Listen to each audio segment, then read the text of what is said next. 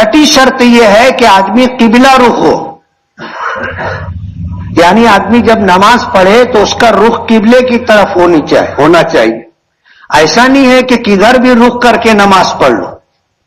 اللہ تو ہر طرف موجود ہے، اللہ پاک تو ہر طرف موجود ہے. جس طرف بھی رخ کر کے ہم نماز پڑھیں گے، جس طرف بھی رخ کر کے اس طرف اللہ موجود ہے. ہم تو اللہ پاک کو سجدہ کرتے، پھر قبلہ رخ ہونا کیوں ضروری ہے؟ علماء نے لکھا ہے کہ یہ ایک تو ہے عبادت میں تعبد کا مطلب یہ ہے کہ ہمیں کرنا ہے. جیسے ہمیں قبلہ رخ ہونے کا حکم دیا گیا، کیوں؟ اس کی حکمت اور مصلحت کیا ہمیں نہیں معلوم. تعبد یہ ہے کہ ہر حال میں ہمیں کرنا ہے. کیوں کرنا ہے ہمیں نہیں معلوم، لیکن ہمیں حکم ہے اس لیے کرنا ہے. جیسے کوئی آدمی سوال کر سکتا ہے کہ بھائی فجر کی 2 رکعت کیوں؟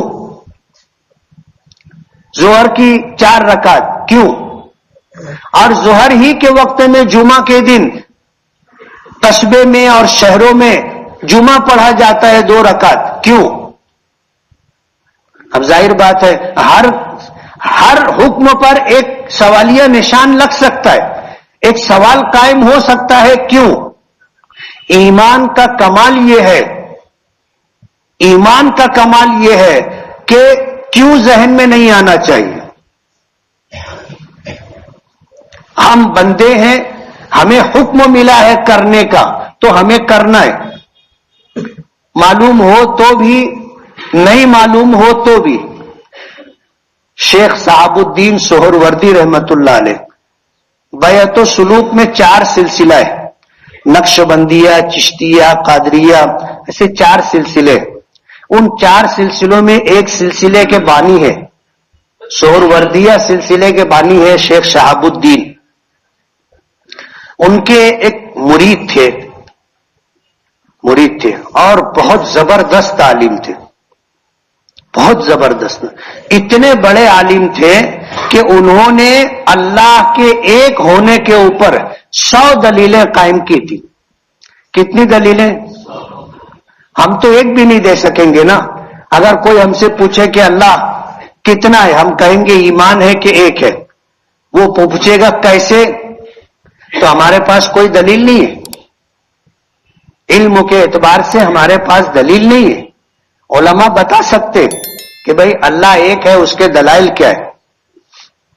شیخ صاحب الدین سہروردی رحمت اللہ علیہ ان کے مرید تھے اور بہت بڑے عالم تھے، جنہوں نے تفسیر کبیر لکھی ہے. تفسیر کبیر قرآن پاک کی تفسیر 100 جلدوں میں لکھی ہے. کتنی جلدوں میں؟ 100 جلدوں میں لکھی. انہوں نے اللہ کے ایک ہونے کے اوپر 100 دلیلیں قائم کی تھی. اور سکرات کی کیفیت تھی، زندگی کا آخری وقت تھا، موت بالکل قریب تھی. شیطان آیا، اس نے آ کر کہا شہاب الدین اپنے آپ کو مسلمان سمجھتے ہو؟ کیوں؟ کہنے لگے کہ میں صاحب ایمان ہوں، صاحب اسلام ہوں، ایک اللہ کو مانتا ہوں. کہا تم اللہ کو ایک کہتے ہو، تمہارے پاس کوئی دلیل ہے؟ انہوں نے کہا کہ ہاں ہے. ایک دلیل دی، شیطان نے دلیل کاٹ دی. دوسری دلیل دی، شیطان نے دلیل کاٹ دی. شیطان بہت بڑا عالم ہے. حضرت آدم علیہ نبینا علیہ الصلوۃ والسلام کی شریعت سے لے کر کے سرکار دو عالم صلی اللہ علیہ وسلم کی شریعت تک پوری شریعت کا اس کو علم ہے. اتنا بڑا عالم ہے. یہ دلیلیں دیتے جا رہے تھے، وہ دلیلیں کاٹتا جا رہا تھا. شیخ شہاب الدین سہروردی رحمت اللہ علیہ کو کشف ہوا کہ ان کے مرید کے اوپر یہ کیفیت ہے کہ سکرات اور نزع کا عالم ہے اور شیطان آ گیا ہے اور یہ اللہ کی وحدانیت پر دلیل دے رہے ہیں، شیطان کٹ کرتا جا رہا ہے. آخری دلیل باقی رہ گئی تھی. اب ظاہر بات ہے آخری دلیل بھی اگر وہ دیتے اور شیطان وہ دلیل کاٹ دیتا تو یہ تو ہار جاتے اور پھر شیطان کی بات ماننی پڑتی. کشف ہوا، وضو کر رہے تھے اور کشف ہوا، انہوں نے ہاتھ میں پانی لیا، اس طرح چھیٹا پھینکا اور کہا یہ کیوں نہیں کہتا کہ میں اللہ کو بغیر دلیل کے ایک مانتا ہوں؟ یہ ہے ایمان. سمجھ میں آئے تو، نہیں سمجھ میں آئے تو ہم اللہ کو ایک مانتے ہیں، اللہ کو ایک مانتے ہیں. ہمارے پاس کوئی دلیل نہیں، کوئی ہم سے پوچھے ہم کہتے ہیں اللہ کو ایک مانتے، دلیل کوئی دلیل نہیں، اللہ کو بغیر دلیل کے ایک مانتے. یہ ہے تعبد کہ ہمیں کچھ سمجھے نہ سمجھے، ہم کسی کو بتا سکے نہ بتا سکے، لیکن اپنی بات ایک. ایمان کا کمال یہ ہے کہ آدمی کو حکمت و مصلحت نہ معلوم ہو، اس کے بعد بھی وہ مانتا ہو. اس کے بعد بھی تو اللہ تو چاروں طرف ہے. ہمیں پھر قبلے کی طرف رخ کر کے نماز پڑھنے کا حکم کیوں دیا گیا؟ اس کی حکمتیں مصلحتیں ہیں، لیکن ایمان کا کمال یہ ہے کہ بھئی یہ ہمیں حکم ملا ہے، ہم کو اس پر عمل کرنا ہے. یہ حکم کیوں دیا گیا ہے جبکہ اللہ چاروں طرف موجود ہے، ہر جگہ موجود ہے؟ پھر تو بولے یہ تو تعبد ہے، ہم کو حکم دیا گیا ہم مانتے. حکمت یہ ہے، مصلحت یہ ہے کہ اللہ ہمیں دکھائی تو نہیں دیتا، اللہ دکھائی نہیں دیتا، اور انسانی فطرت زیادہ سے زیادہ جاننے کے چکر میں ہوتی ہے. مشاہدہ ہو اور پوری دنیا میں یہ بات ہو کہ مسلمان اپنے معاملات میں اجتماعیت اختیار کرتے. ابھی جیسے یہ ہزاروں ہم لوگ مسجد میں موجود ہیں، ایک آدمی ادھر کا رخ کر کے نماز پڑھے، ایک ادھر کا رخ کر کے نماز پڑھے، ایک ادھر کا رخ کر کے نماز پڑھے، تو ظاہر بات ہے یہ اختلاف دکھائی دے گا. لوگ بولیں گے یہ بھی نماز پڑھ رہا ہے، اس کا رخ ادھر ہے، یہ بھی نماز پڑھ رہا ہے، اس کا رخ ادھر ہے، یہ بھی نماز پڑھ رہا ہے، اس کا رخ ادھر ہے. یہ انتشار دکھے گا، آپس کا اختلاف دکھے گا، اور شریعت یہ چاہتی ہے کہ امت مسلمہ میں اجتماعیت اور اتحاد رہے، اور پھر دل ہمارا مرکوز رہے، منتشر نہ ہو، خیالات نہ بھٹکے. اس کے لیے ہمیں قبلے کی طرف حکم کرنے کا حکم دیا گیا، رخ کرنے کا حکم دیا گیا کہ ہم ہر حال میں اپنے علم کے مطابق جب نماز پڑھ رہے ہوں تو قبلہ رخ ہو. اور تھوڑا بہت انحراف ہوا بھی، تھوڑا بہت اگر ترچھا ٹیڑھا ہو گیا تو بھی نماز ہو جاتی. شریعت نے اس میں بھی معافی کا درجہ رکھا ہے کہ آدمی کتنا منحرف ہو، کتنا ٹیڑھا ہو، قبلے سے کتنا ہٹ جائے تو نماز ہو جائے گی.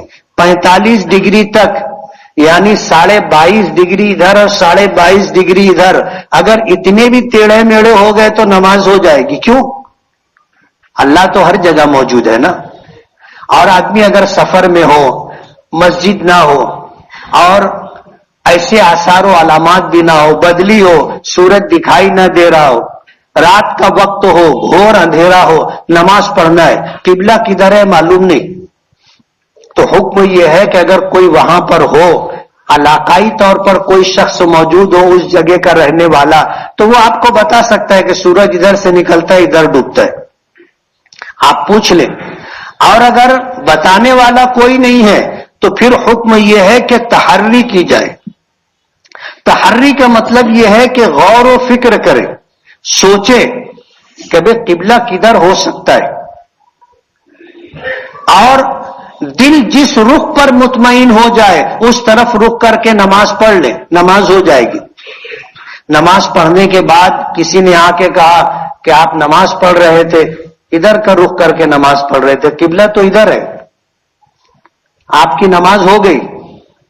اس کے بتانے کے بعد بھی اور یہ بات طے ہو جانے کے بعد بھی کہ قبلہ ادھر تھا اور آپ نے ادھر کا رخ کر کے نماز پڑھی، لیکن نماز آپ نے پڑھ لی، آپ کی نماز ہو گئی.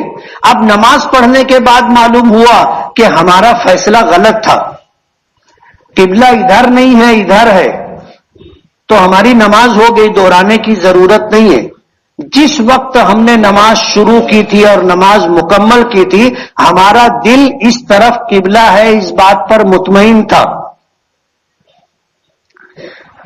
لطیفے کی بات، 4 आदमी है, चारों को पता नहीं है कि किबला किधर है। चारों ने गौर व फिक्र किया, आसमान देखा, सितारों को तलाश किया, इधर उधर सब तरफ देखा और किसी नतीजे पर, हतमी नतीजे पर नहीं पहुंच सके। एक का दिल कहता है किबला इधर है, दूसरे का कहता है इधर है, तीसरे का कहता है इधर है, चौथे का कहता है इधर है। चारों ने अपने अपने रुख पर नमाज पढ़ ली, चारों की नमाज हो गई, चारों की नमाज हो गई। क्यों? शरीयत का हुक्म है कि तहर्री करे, गौर व फिक्र करे, गौर व फिक्र करके मैं जिस बात पर मुतमईन हुआ हूं मैं उस पर अमल करूंगा। मेरा साथी कोई और रुख पर अमल कर रहा है, वो उसका फैसला है, मैं उसके फैसले का पाबंद नहीं हूं, वो मेरे फैसले का पाबंद नहीं। जैसे आदमी बैतुल्लाह के अंदर हो, अब बैतुल्लाह के अंदर हो तो चारों तरफ रुख करके नमाज पढ़ सकता है। वो अंदर है तो इधर भी किबले की दीवार है, इधर भी किबले की दीवार है, इधर भी किबले की दीवार है, इधर भी किबले की दीवार है। नबी करीम सल्लल्लाहु अलैहि वसल्लम जिस वक्त बैतुल्लाह शरीफ में फतेह मक्का के बाद दाखिल हुए थे तो आपने कहां नमाज पढ़ी थी? साथ में जो 2-4 लोग तो उन्हें ही मालूम था। हुजूर दरवाजे से दाखिल होने के बाद आगे बढ़ करके दीवार के करीब खड़े होकर के आपने नमाज पढ़ ली थी। लेकिन आप बैतुल्लाह के बाहर हैं तो आपने देखा होगा सफ राउंड लगती है ऐसे। क्यों? उधर वाला बैतुल्लाह का रुख करेगा, इधर वाला बैतुल्लाह का रुख करेगा, इस तरह और इस तरफ रहने वाले भी बैतुल्लाह का रुख करेंगे। तो चारों तरफ ऐसे सफ, हम क्या बोलते हैं, सफ सीधी कर लो।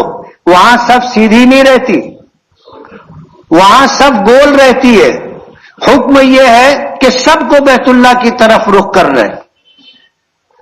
मसला यह है कि जिस जिहत में इमाम खड़ा है उस तरफ इमाम के आगे कोई नहीं होना चाहिए।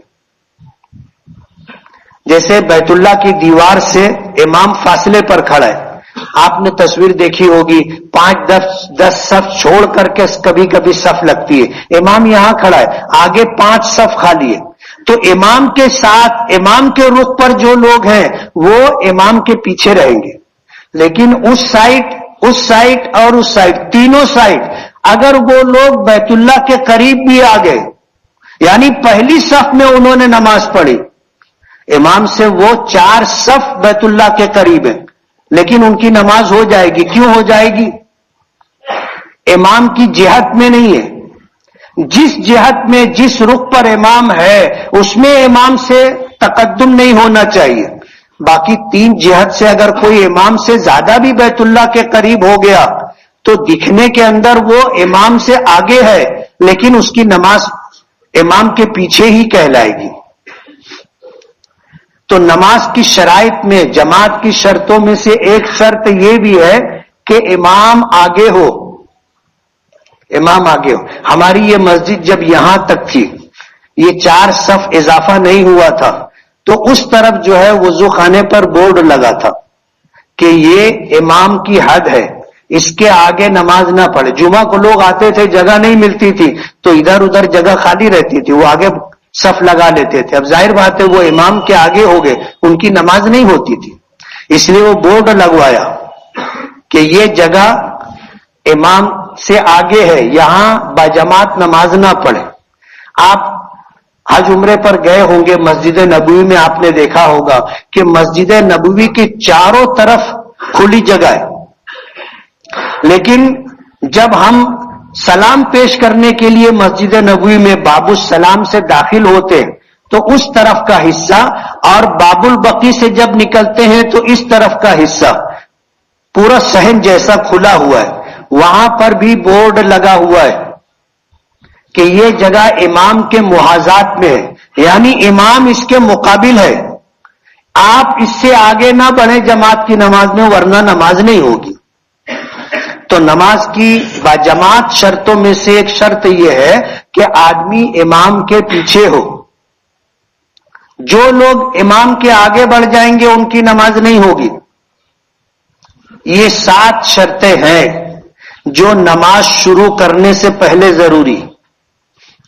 بدن کا پاک ہونا، کپڑے کا پاک ہونا، جگہ کا پاک ہونا، سطر کا چھپا ہوا ہونا، وقت کا ہونا،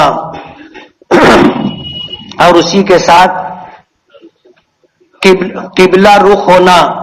اور باجماعت نماز ہو رہی ہے تو مقتدی کا امام سے پیچھے ہونا، چاہے تھوڑا سا پیچھے ہو. جیسے 2 آدمی جب نماز پڑھتے ہیں، ایک امام اور ایک مقتدی، تو حکم یہ ہے کہ مقتدی امام کی سیدھی طرف پہلو میں کھڑا ہو اور تھوڑا سا پیچھے رہے، 1 قدم. یعنی امام کا قدم جہاں ختم ہوتا ہے وہاں پر ہمارا قدم کا اگلا حصہ ہونا چاہیے، اس کے برابر نہیں ہونا چاہیے، اس سے تھوڑا سا پیچھے ہونا چاہیے. امام کی متابعت، امام کی اقتدا دکھنا بھی چاہیے. جیسے ہماری نیت ہے پیچھے اس امام کے، ہماری نیت ہے پیچھے اس امام کے، لیکن دکھنا بھی چاہیے کہ ہم امام کے پیچھے ہیں اور امام کے تابع ہیں. اسی لیے جماعت نماز ہو رہی ہے تو امام سے آگے بڑھنے کا جیسے ظاہری طور پر حکم نہیں ہے، ارکان کی ادائیگی میں بھی ہم اس بات کے پابند ہیں کہ امام کے جھکنے سے پہلے نہ جھکے، امام کے اٹھنے سے پہلے نہ اٹھے، امام سے تھوڑا پیچھے رہے. ہم ساتھ میں رہنے کی بھی عادت نہیں رکھنی چاہیے، امام سے تھوڑا سا پیچھے رہنا چاہیے، ساتھ بھی رہے اور پیچھے دکھے بھی ظاہری طور پر. یہ 7 شرطیں ہیں جو نماز شروع کرنے سے پہلے ضروری.